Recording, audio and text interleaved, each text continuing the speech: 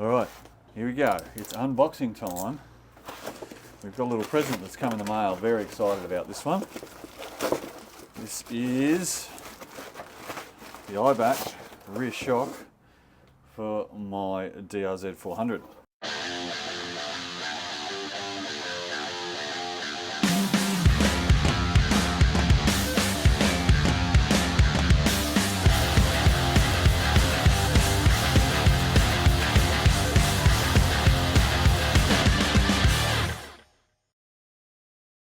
So I've ordered a 5.9 kilogram per millimetre, which is about how much it compresses per kilogram when you sit on it. Now, because my weight is around 82 kilos, and with the gear it's probably about 90 odd, and I also want to go camping on it, I need a shock that is going to cover me and the extra weight. So this will cover from 90 to 110 kilos. So this is what it looks like. Ooh, silver.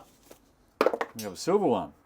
We're going to replace the standard shock on the DRZ with this one, and the reason we're doing that is that the standard DRZ comes with a shock that's rated for about 60 to 70 kilos. It's based on someone who's pretty light. Obviously I'm already over that weight to start with, so to put the correct spring on and set the sag and get everything right before we start getting the proper performance out of our suspension, we need to put this on. So what we'll do now is go through the process of doing that. This is my DRZ 400E. We call him Drax, as you can tell by the stickers that are on it. And when I say we, I mean me. So this is the bike that we're going to fit the new shock to. Okay, so we're going to take the side panel off with an 8mm so that we can access the shock.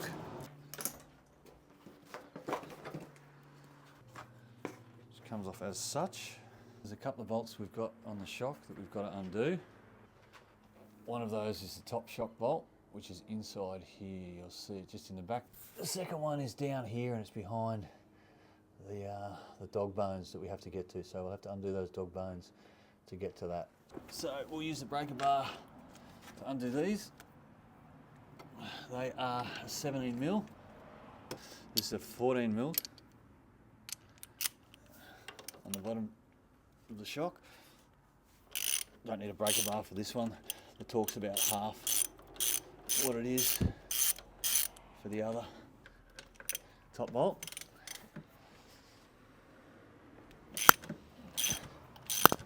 To make sure that doesn't spin. So we're going to need to take this back wheel off, which involves a breaker bar and a 24mm socket.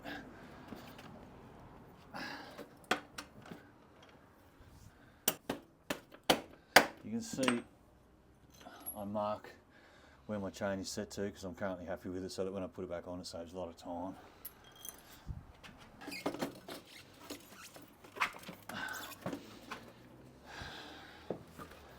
Rear wheel out. I'm going to take the exhaust off so that we can slide it out and give ourselves a bit more room. Got to take the shield off for that to happen. Undo the exhaust. That's one of two. We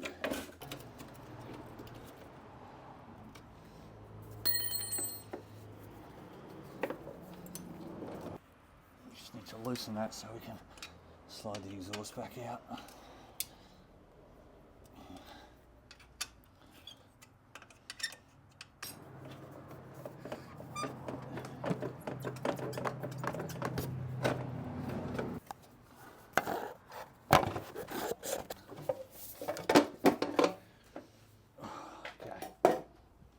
Exhaust now out.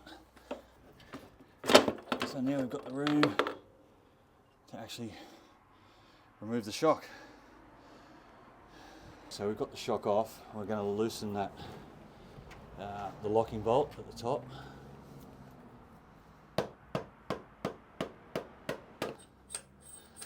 So that's just our locking bolt that stops the shock from moving up, but this is the one that actually holds it.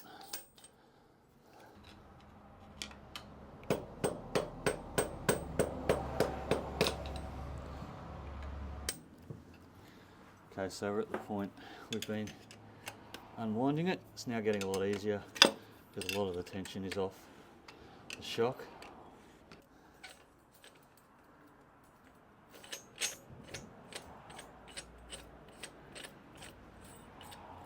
So all the tension's off our shock. So it's actually surprisingly little that holds the shock on.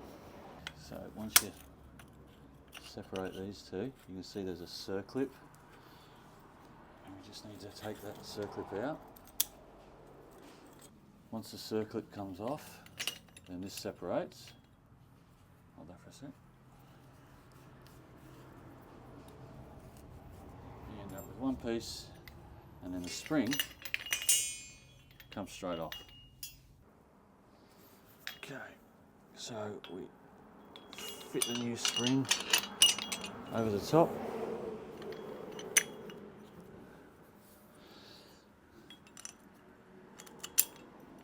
Put the circlip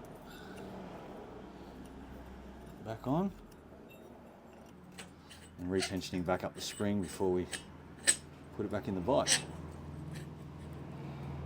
Put what we think is a fair amount on it, and then once it's back on the bike we can do an adjustment. We set the first ring and then we set the locking one on it, which will give a tap to lock on.